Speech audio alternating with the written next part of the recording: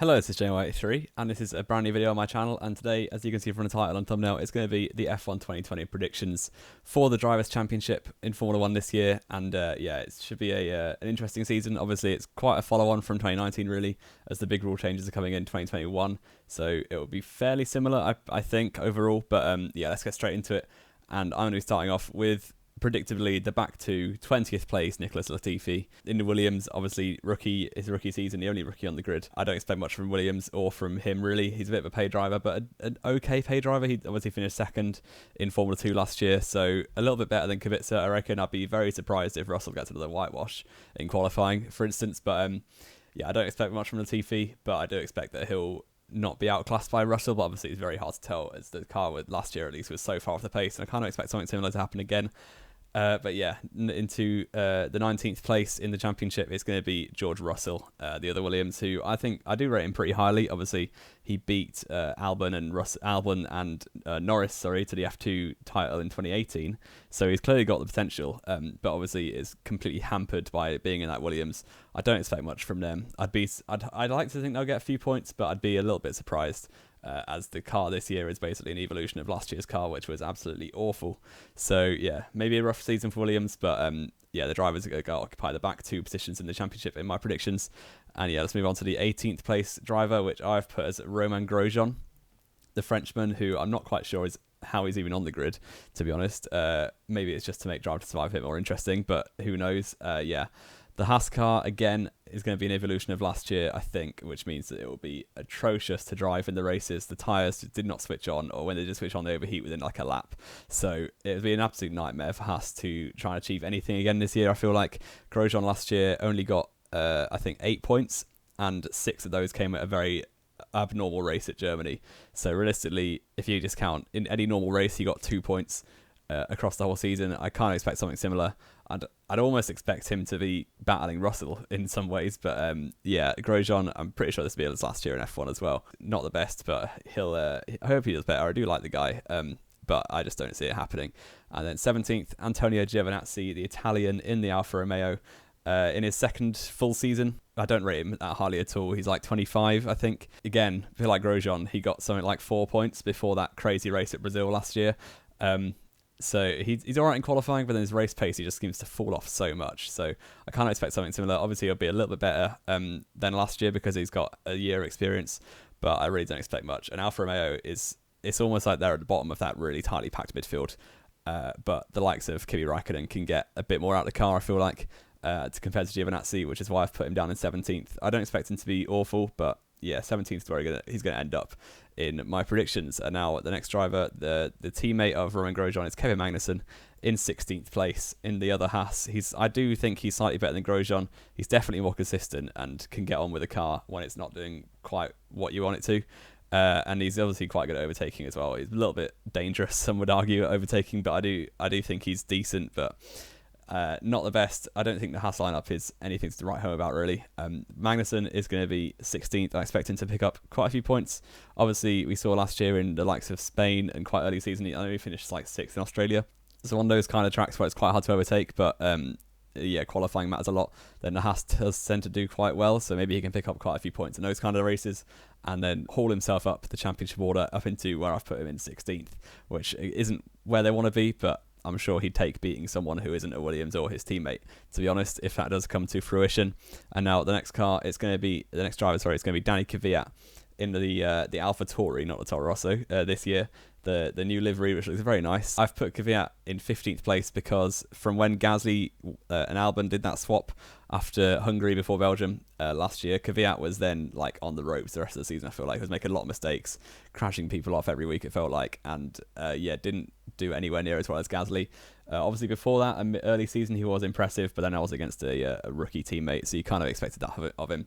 But now against Gasly, who's had a few more years experience than Albon did, I expect that he'll fall to the wayside a little bit compared to his teammate. And the AlphaTauri is one of those cars that I kind of expect to be a little bit lower in the midfield. It's obviously on its day, it's decent, and we saw they picked up 2 podiums amazingly last season. But I'd be incredibly surprised that happens again. But you never know with F1. As Murray Walker once said, anything can happen, and it usually does. So we'll have to wait and see. But I've put Kvyat down at 15th. I'm pretty sure he'll be disappointed with that if it does come to it. But it also could be he's another driver who it could be his last season if he doesn't have a good season. And then onto the next car, at 14th place, I've put Esteban Ocon, the man without a race suit on the Formula One website at the minute. So I've improvised with the picture there. Yeah, I just feel for Renault that they're going to fall back a little bit. I don't want them to, because obviously they're one of the manufacturers, and it'd be awful if they were to pull out or something. But maybe I'm a little bit biased, being a Nico Hülkenberg fan, that I kind of don't want him to do well after dropping him. But I've put Ocon in 14th. I feel like the year out would have really hurt him a bit. And also that midfield is so tight. The likes of McLaren, Racing Point, and even to some degree the AlphaTauri is going to be very close to pick up those points. I feel like a year out won't help Ocon at all. We also saw in 2018 he got into quite a few scraps and like first lap crashes and stuff. Obviously early in his career he was known for being like super consistent, but that kind of went away. So yeah, I expect that in that midfield he kind of get pushed around a little bit. And also the Renault is very hard to drive unless you're completely adaptable, which I feel like Ricciardo can get the best out of it, but I'd be surprised if Ocon can do the same. That is why I've put him down in P14, which I'm sure he'll be disappointed with. I'm sure they'll expect more of him, but I don't see Renault being that good this season. I kind of see him being 6th fastest in pace, as they tended to be last season for the most part.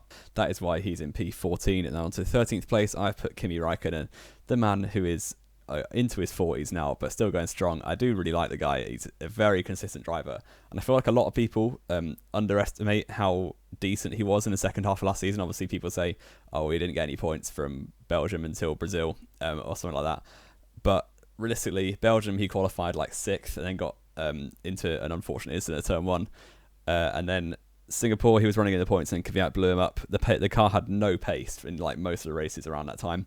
That is kind of what happened the second half last season. I feel like Kimi still got it, and I really hope he does well. I feel like 13th might be slightly high based on the pace of the Alfa Romeo. But I hope he does it, and I feel like he's so consistent. He just kind of rocks up in the points when you're not noticing what's happening in the race. You saw, like, he's got that kind of knack about him. You remember back in the Ferrari days, he just used to rock up on the podium for a laugh whenever he wanted to. But now, I feel like he does the same sort of thing now, but with points finishes. Obviously, as the pace is not there for podiums, so I wish it was. But yeah, Kimi Räikkönen in P13, I feel like it'll be a very good season. I do expect it to be his last season, as he'll be 41 in like October. But you never know with Kimi, he could just keep going forever. But yeah, 12th place, and quite a surprising one probably. It's going to be Lance Stroll in the Racing Point, which is soon to be Aston Martin. I really expect a lot from them this season. They seem to be one of the teams that is taking this season quite seriously. If you get what I mean, obviously every team's going to take it seriously. It's still a Formula One World Championship. But Racing Point, this is the first year that the money from the takeover is going to affect the development of the car. Obviously 2019 was quite a follow-on from 2018, and 2018 had that turbulent crossover period between Force India and Racing Point. But Lance Stroll, if he can pick up his qualifying pace, if he could qualify like even somewhere like 10th to 14th, then that's still a very good starting point for that sort of car.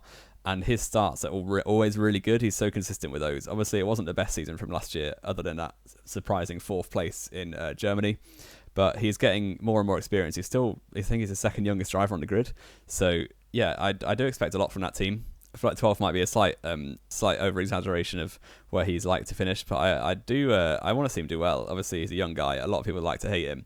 I'm not a massive fan of his, but I do like the team, and I hope they do well. And 12th place, I feel like, is a fair reflection of where he could end up. And then 11th place, this might cause a bit of a stir, but I'm putting Lando Norris, the Brit in the McLaren. I do feel like he's slightly overrated by the general F1 community, because he's a nice guy. He's a really funny guy off track, but on track, he finished 50 points behind Sainz last season. Obviously, he had quite a bit of bad luck, but then so did Sainz. Sainz got like 3 DNFs or 3 no points in the first 3 races last year, and still absolutely smashed it later in the season. But Norris, obviously he's young, he's a rookie. You couldn't expect him to match Sainz, but I feel like he was a lot further off. And if he wasn't a good character, I feel like people would have been way more harsh on him. But yeah, I expect more of the same. I feel like McLaren might slip back slightly into more of a midfield role. Last year, they seemed to be like best of the rest reasonably comfortably most weekends. But yeah, I think they'll fall back slightly into the clutches of the likes of Renault and Racing Point as well. So that's why I put Norris down 11th. Another thing with Norris is that he seems to always seem to wait a bit too long to make the overtakes. And in the midfield, you really have to have that killer instinct that I feel like the likes of Ricciardo, the likes of Albon, you could say, well, he's in Red Bull now, obviously, but Sergio Perez and Carlos Sainz do have. I feel like Norris will learn that eventually. I don't think he's got that quite cutting edge quite yet to be top running in the midfield, but I do feel like it'll be another strong season. 11th place isn't anything to laugh at. for if the McLaren is like not as good as I think it will be. I think he finished around there last season as well. Maybe it was P10 last season. I feel like he'll still do a decent job, but be quite a bit off his teammate Carlos Sainz and fall back into the midfield a little bit more than not often than he did last year. But yeah, moving on to the top 10 and starting in 10th place, I've put Pierre Gasly. My favourite driver on the current grid. Having lost Nico Hülkenberg to the wayside, unfortunately. But yeah, Gasly, I feel like it'll be a very strong season. You kind of expected him to like really fall off the radar after that mid-season transfer back to Toro Rosso last year. But now in the AlphaTauri, the new fresh livery and overalls, and yeah, I really like Pierre Gasly. I think he's got a lot of potential. We saw from Belgium onwards, he was very solid. He got points, I think, more often than not, and even some races he got pretty unlucky, and then that amazing podium in Brazil, holding off Lewis Hamilton to the line. And I really do hope he does well. The tracks that Toro Rosso, AlphaTauri, are going to be strong on, I feel like Gasly will be the driver to finish the best of the rest, like the P6s, P7s, like we saw Carlos Sainz doing quite a lot 3 or 4 years ago. But I feel like Gasly is now in a situation where he can do that, and he's kind of waiting for a top seat to open up almost if he can have a strong season, whether it be that Verstappen goes somewhere and he can slot back into Red Bull. I feel like that might happen, but if he can just keep doing performances like he was doing the end of last season, Red Bull will maybe have to reconsider their decision to drop him, hopefully. But yeah, we'll see how it goes. P10, I feel like it's going to be a strong season for Gasly, and we'll move on to the next driver, Daniel Ricciardo in the Renault. This is kind of where I feel like they'll end up. Obviously, I think Ricciardo will have the better of Ocon quite comfortably, and he'll end up in P9. I'm pretty sure he was P9 last season as well. So you could say stagnating, but I feel like the Renault car won't quite have the pace at some tracks it did last year, and yeah, they're kind of falling back. I feel like we saw they didn't even have the car ready for the launch day a couple of days ago or last week, and yeah, I feel like Renault are going to fall back a little bit. Obviously, Ricciardo is one of the top drivers on the grid, so he will get the best out of it whatever happens. And another year with the team, he'll be more adapted now to the running of the general running of the team and everything.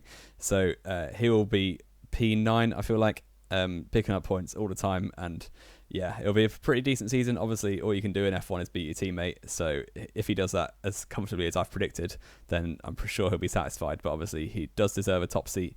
He proved back in 2016 to 2018 that he's one of the best drivers on the grid. I would put him probably top 4. But yeah, moving on to P8, and I've actually got Carlos Sainz in the McLaren. Obviously, I said about McLaren falling back a little bit into the midfield.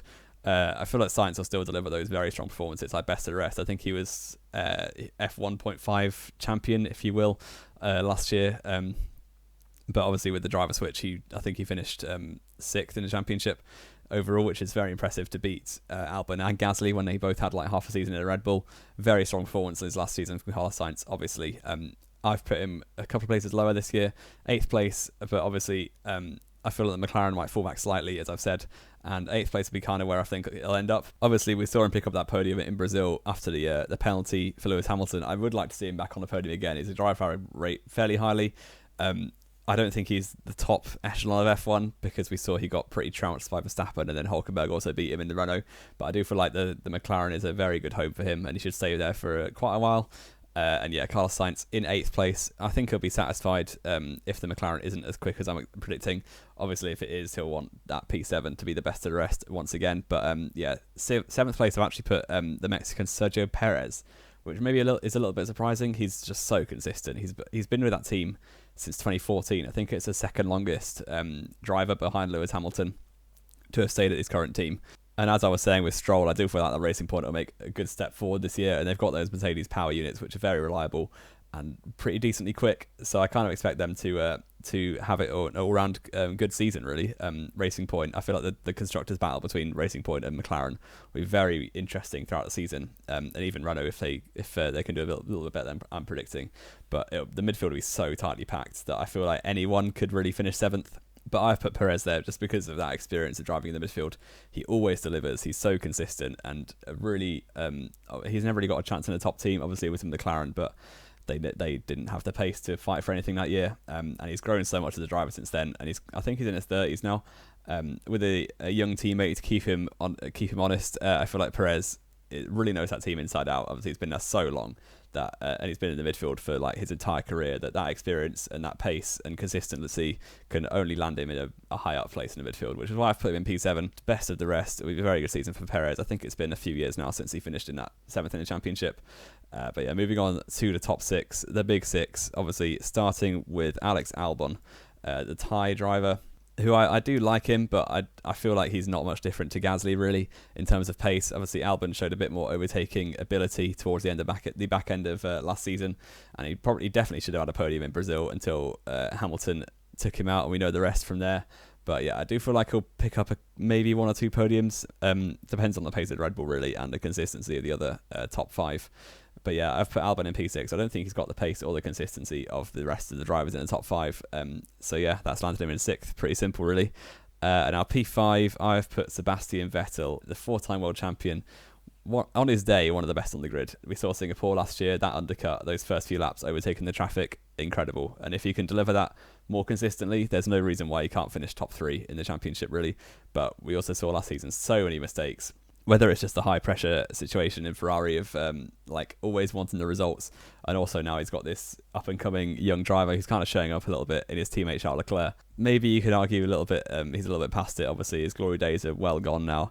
I'm predicting him to stay where he was last year, P5, which I'm pretty sure he'll be disappointed with that. That's where I've put him. I hope he does better. Obviously, he'll be wanting to prove his doubters wrong, because a lot of people are saying there's going to be his last season in Ferrari, maybe even his last season in F1, but I think he'll stay there for a few more years at least. But yeah, P5 is where I've put him. And the next driver, I've put Charles Leclerc, his teammate, in the Ferrari. I feel like Ferrari won't quite have the pace of the Mercedes as we kind of expect. If it's a development of last year, at least they have the quali pace, and then one way or another they just like fall back through the race, whether it be through strategic errors or drivers crashing into each other or just not having the race pace of Mercedes. I feel like Ferrari will drop back a little bit into P4 and P5, but Leclerc, obviously one of the best young drivers on the grid, and got 2 wins last season in the Belgium and the Italian Grand Prix. So if he can keep that up, obviously their straight line speed last year was incredible. So if they can build on that and really get a decent car in the corners, really, because there's quite a lot of those in Formula 1 I've heard, then Ferrari could do well, but I don't see that happening really. And I feel like Leclerc will drop back a little bit into 4th place, which is actually where he finished last season, I think. Yeah, it was. And yeah, P4, they'll be satisfied with that if he can pick up a few wins here and there. And obviously he got the pole position trophy last year, so if he can do that, deliver those sorts of performances in qualifying again, that'll be a fairly good season for him, I feel like. And yeah, moving on to P3, and I've put Valtteri Bottas in the Mercedes, who I think people underrate just because he's not as good as Hamilton, but that doesn't mean he's not a good driver. Hamilton is one of the best on the grid, probably the best on the grid consistently over a season. And yeah, Bottas is almost matching him. Obviously, I think they had the same amount of poles, or maybe Hamilton had one more pole last season, which sort of shows how good Bottas is getting now that he's able to match Hamilton on Saturday, which is incredible, really, considering like 2014-15, how Rosberg could not really get that near him. But now Bottas is kind of improving a lot and he's also delivering on Sunday. We had 4 wins last season, which is, yeah, a lot more than I expected, at least. I feel like people feel like he's wasting the seat. I don't think that way. I feel like he's doing enough to retain that seat for as long as it needs to be while Hamilton is still there. They don't really want someone to challenge him on a consistent basis, because we saw how that worked before with Hamilton and Rosberg. It got pretty messy. But yeah, Bottas is like the perfect number 2. He delivers consistent results, gets a few wins when Hamilton's had an off day. And yeah, I don't think he'll challenge for the championship, but I feel like he's a very consistent driver and will pick up the podiums when he needs to and get a couple of wins here and there. And then P2 and P1, obviously the best 2 drivers on the grid. But P2, I've put Max Verstappen, who I really hope wins the title, but it's head over heart this time, and I've predicted him in P2. The Red Bull, I feel like, won't have the pace to mount a full title challenge over the season, but I do think Verstappen will be even more consistent in delivering results every single week. We saw for the first 12 races, his lowest place last year was 5th, which you can kind of say, yeah, he's in the top 4 team, a top 3 team, so he should be doing that. But also, he never had an off day. He never crashed out in those first 12 races. We saw a few times later in the season he got taken out, obviously in Silverstone. In Belgium was a little bit of a racing incident, perhaps it was his fault.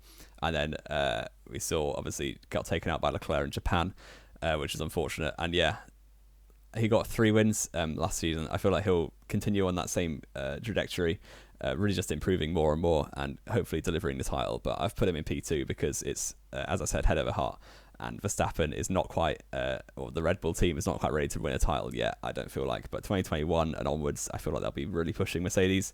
But as you can probably work it out, I have put Lewis Hamilton to get title number 7, which is ludicrous when you think about it. 7 titles is something that no one thought would be matched for a very long time, let alone like 15 years later. But Hamilton is going to do that this season, I think. He's just so consistent. And we saw, I think he had 3 off days last year, or you can kind of call them off days, definitely in Germany and Brazil. And I think there was one other race where he wasn't on the podium.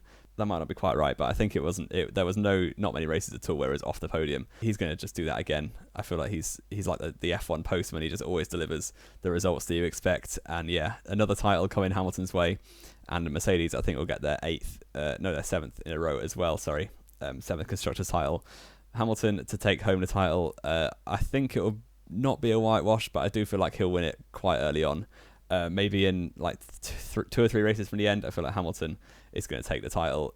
Yeah, that is my prediction video for this year, 2020. Can't wait to look back at the end of the season and see that Williams have rocked up with the fastest car. I hope you have enjoyed. If you have, then leave a like, subscribe if you want to see more of these types of videos. This has been J83, and I will see you next time.